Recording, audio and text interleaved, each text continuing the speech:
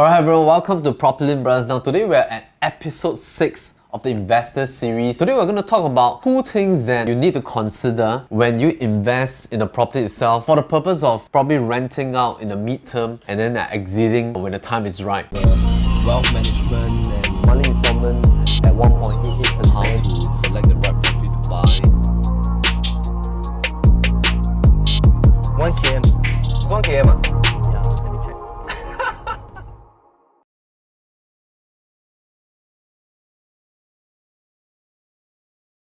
Now, what are these 2 key things? The very first thing is that you need to see what is your target audience of the pool of tenants that you can actually rent out your property to. To do that, let's look at some of the 3 different regions of the Singapore map, 3 different segments that a lot of people are talking about in terms of property jargons. Now, what are these 3 property jargons? Basically, the first one will be the core central region. In a short abbreviation, we call it the CCR region. The second one will be the rest of the central region, which is RCR, and outside central region, which is OCR. Now, these 3 different segments affects your property decision when you invest in the property itself because the tenants pool in these 3 different regions are different. The potential buyers that will potentially buy over your property next time when you plan to exit will also be different in these 3 different regions. Now, when we talk about the CCR region, this will be in the district 9, 10, 11, downtown core, includes Sentosa as well. RCR, in short form, we also call it the city fringe area, is basically the rest of the central region except 9, 10, 11, except downtown core, except Sentosa. OCR, we call it the suburban region. It consists of the rest of the 16 different districts in the north, east, west, and of course northeast as well. So just for example, if let's say I were to want to buy a property in the suburban area for investment purpose, I need to consider 2 things. Number 1, who is going to be